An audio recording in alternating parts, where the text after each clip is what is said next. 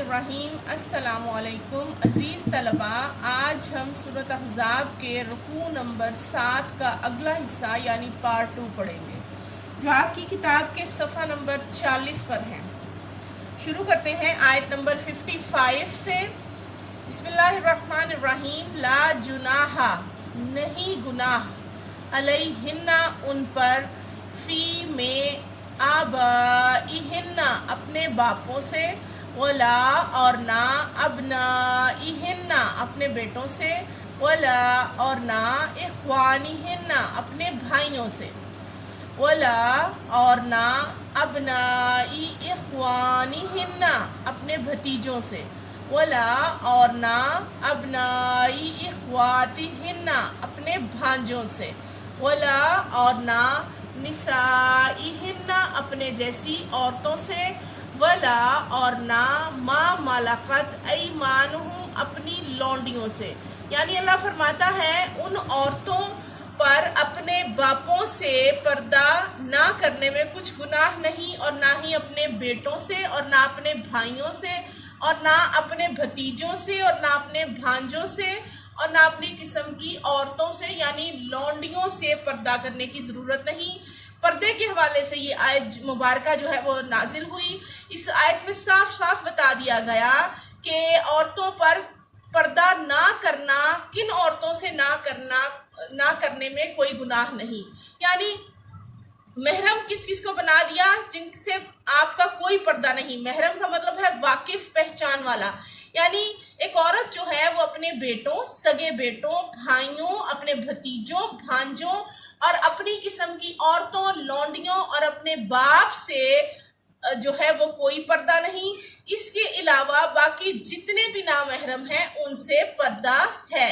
اگر اس کا اگلا حصہ دیکھتے ہیں، وَاتَّقِينَ اور ڈرتی رہو اللہ سے، ان اللہ بے شک اللہ کانا ہے، اللہ پر، کلی ہر شیء چیز، شہیدہ گواہ۔ یعنی گواہ کا مطلب یہاں جاننے والا، ہر چیز کا علم رکھنے والا۔ اللہ فرماتا ہے عورتوں اللہ سے ڈرتی رہو، بے شک اللہ ہر چیز سے واقف ہے۔ اس آیت مبارکہ کی تشریح یہ ہے، دراصل یہ آپ نے جو آگے چل کے 59 آیت پڑھیں گے اس کی وضاحت کی گئی ہے، جس میں پردے کا حکم آیا ہے۔ فرمایا گیا ہے کہ پردہ کن لوگوں سے کرنا ہے اور کن سے نہیں کرنا۔ سورۃ احزاب کی آیت مبارکہ میں ان اقارب یعنی ان رشتہ داروں کا ذکر کیا گیا ہے جن سے پردے کی ضرورت نہیں۔ اس آیت میں اسلام کی خواتین کو تقوی اختیار کرنے کا بھی حکم دیا گیا ہے۔ اس لیے اللہ نے فرمایا اگر دلوں میں تقوی ہوگا تو تب ہی پردے کا اصل مقصد اور قلب و نظر کی طہارت اور حفاظت ہو سکے گی۔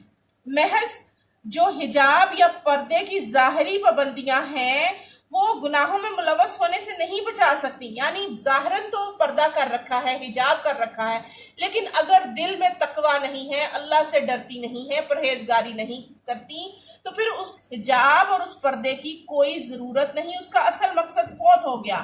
اصل پردہ جو ہے وہ پہلے دل اور نظر کا ہونا ضروری ہے، دل کا پاک ہونا، اور دل کو تمام جو بیرونی عناصر ہیں، شر پسند عناصر ہیں، ان سے دل کو محفوظ رکھنا، پاک کرنا ضروری ہے۔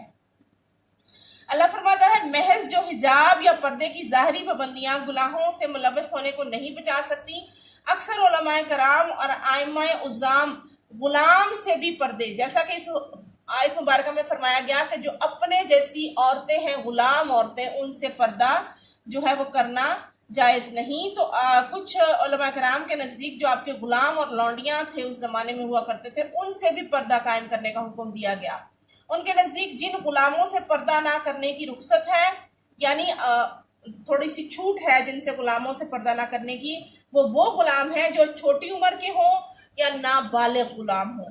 اس لیے اس آیت میں واضح طور پر بتا دیا گیا کہ محرم رشتے یعنی باپ، بیٹے، بھائی، بھتیجے، بھانجے، سگے کی بات ہو رہی ہے، اور اپنے جیسی عورتیں یعنی لونڈیوں سے اللہ نے فرما دیا کہ تمہیں پردہ کرنے کی ضرورت نہیں۔ اس کے علاوہ تمام رشتے تمہارے لیے نامحرم ہیں، ان سے پردہ کرنا ضروری ہے۔ آیت مبارکہ 56 ان اللہ بے شک اللہ و ملائکتہ اور اس کے فرشتے یصلون درود بھیجتے ہیں علی النبی نبی پاک صلی اللہ علیہ وآلہ وسلم پر۔ اللہ نے آیت کے پہلے حصے میں فرما دیا کہ بے شک اللہ یعنی میں اور میرے فرشتے بھی نبی پاک صلی اللہ علیہ وآلہ وسلم پر درود بھیجتے ہیں۔ اب اگلا حکم کیا آیا مومنین کے لیے، یا ایھا الذین آمنو، اے ایمان والو، صلو درود بھیجو علیہ اس پر یعنی آقائے دو جہاں پر، وسلمو اور سلام بھیجو تسلیما خوب سلام۔ ترجمہ ہے مومنو تم بھی پیغمبر صلی اللہ علیہ وآلہ وسلم پر درود اور سلام بھیجا کرو۔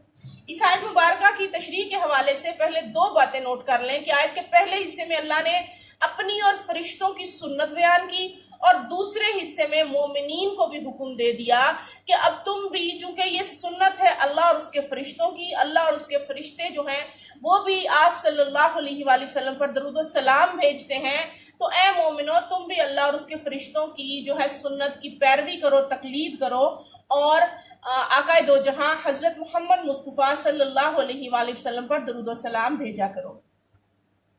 سورۃ احزاب کی اس آیت مبارکہ میں سردار الانبیاء حضرت محمد مصطفیٰ صلی اللہ علیہ وآلہ وسلم کے اس اعلیٰ مرتبے اور مقام کا خصوصیت کے ساتھ بیان کیا گیا ہے جو آپ صلی اللہ علیہ وآلہ وسلم کو کل کائنات میں حاصل ہے۔ اللہ تعالیٰ فرماتا ہے کہ چونکہ میں خود بھی ثناء محمد صلی اللہ علیہ وآلہ وسلم ہوں، یعنی آپ صلی اللہ علیہ وآلہ وسلم کی تعریف بیان کرتا ہوں میں خود بھی، اور فرشتے بھی آپ صلی اللہ علیہ وآلہ وسلم کی ثنا و تعریف بیان کرتے ہیں، تو آپ صلی اللہ علیہ وآلہ وسلم کی ذات اقدس پر اللہ بھی اور اس کے فرشتے بھی رحمتیں بھیجتے ہیں۔ اللہ کے فرشتے بھی آپ صلی اللہ علیہ وآلہ وسلم کی بلندی درجات کی دعا کرتے ہیں۔ اس کے ساتھ ہی اللہ تعالیٰ نے اہل ایمان کو بھی ایسا کرنے کا حکم دے دیا کہ اے ایمان والو، درود و سلام بھیجنے والے اس نیک کام میں شریک ہو جاؤ۔ حدیث مبارکہ میں ہے کہ درود شریف پڑھنے کی بہت فضیلت ہے۔ آپ نے اپنی احادیث میں 9th کلاس میں بھی پڑھ چکے ہیں کہ نبی پاک صلی اللہ علیہ وآلہ وسلم نے خود فرمایا کہ جس نے مجھ پر 1 مرتبہ درود بھیجا اللہ تعالیٰ نے اس پر 10 مرتبہ رحمت بھیجی۔ نبی پاک صلی اللہ علیہ وآلہ وسلم پر درود ابراہیمی پڑھنے کے حکم کا آپ اس بات سے اندازہ اہمیت کا لگا لے کہ ہم نماز میں جو درود پڑھتے ہیں وہ بھی درود ابراہیمی پڑھنے کا حکم دیا۔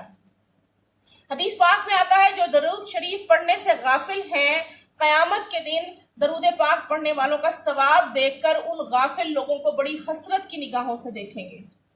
خاص طور پر جمعۃ المبارک کے دن درود پاک پڑھنے کا ثواب بھی خاص ہے۔ جو شخص درود پاک پڑھنا بھول گیا، آقا کریم صلی اللہ علیہ وآلہ وسلم نے فرمایا کہ وہ جنت کا راستہ بھول گیا۔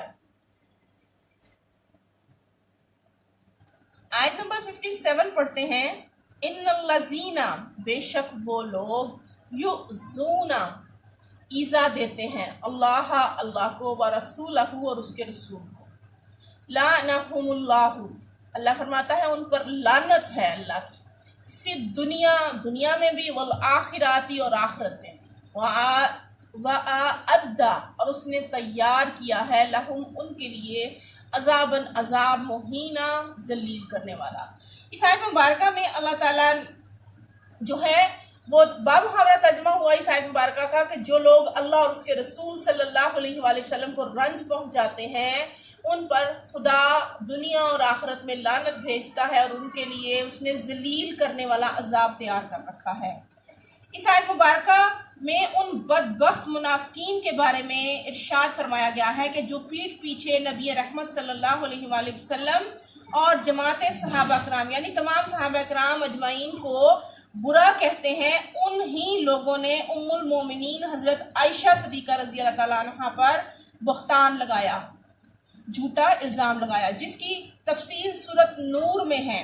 اللہ فرماتا ہے ایسے حبیث فطرت حیوانوں کی کم سے کم سزا یہ ہے کہ ان پر اس دنیا میں قیامت تک کے لیے اللہ تعالیٰ کی لعنت اور پھٹکار ہے، جبکہ آخرت میں بھی لعنت اور دردناک عذاب ان کے لیے الگ سے ہوگا۔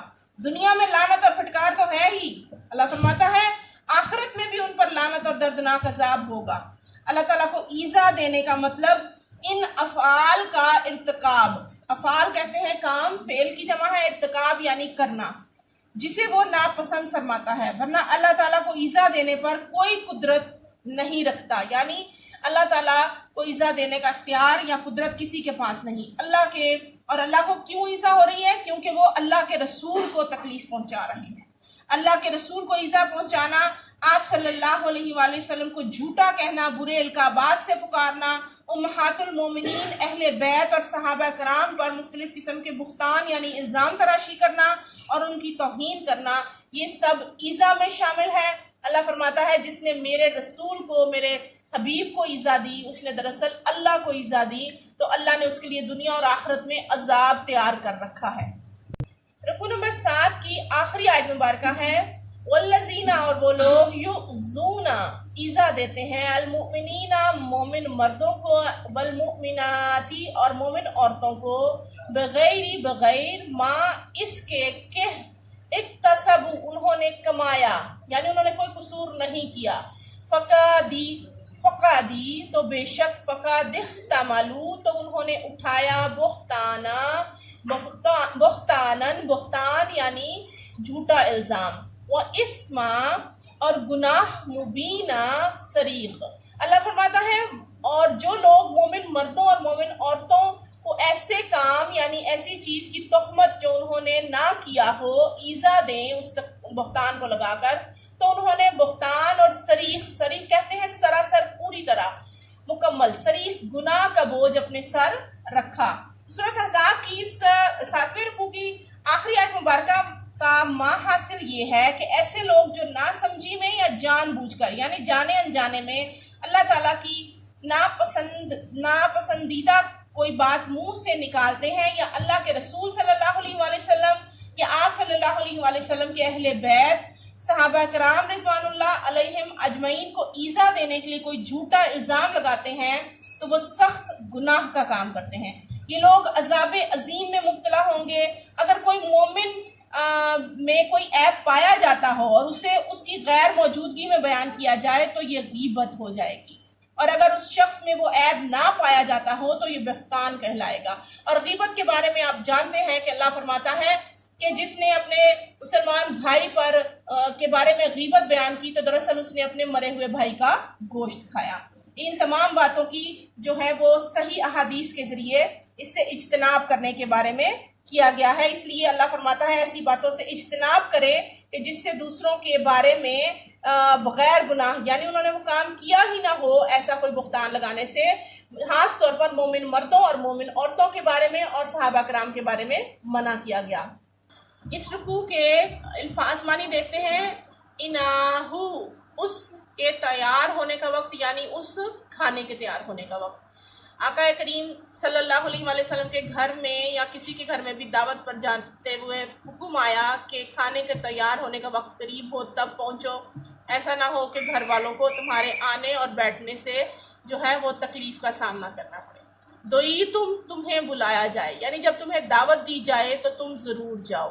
تائم تم نے کھانا کھا لیا، اور کھانا کھا کر عرب کے جو ہے پرانے رواج کے مطابق کھانا کھا کر باتوں میں جی نہ لگاؤ، بلکہ تم نے کھا لیا تو تم وہاں سے چلے جاؤ۔ ان تاشرو، تم منتشر ہو جاؤ، یعنی وہاں سے کھانا کھانے کے بعد وہاں سے چلے جاؤ، غیر ضروری باتوں میں مصروف نہ ہو۔ مستأنسینا، جی لگاتے ہوئے یعنی باتوں میں جی لگا کر نہ بیٹھو۔ یؤذی، وہ ایذا دیتا ہے۔ تمہارا یہاں آقا کریم صلی اللہ علیہ وآلہ وسلم کے گھر میں بیٹھ کر باتیں کرنا آپ صلی اللہ علیہ وآلہ وسلم کے لیے تکلیف کا باعث ہے۔ یستحیی، وہ شرماتا ہے، یعنی آپ صلی اللہ علیہ وآلہ وسلم صحابہ کرام کو گھروں کی طرف جانے کے لیے کہنا جو ہے وہ اس سے شرماتے ہیں، وہ نہیں کہہ سکتے۔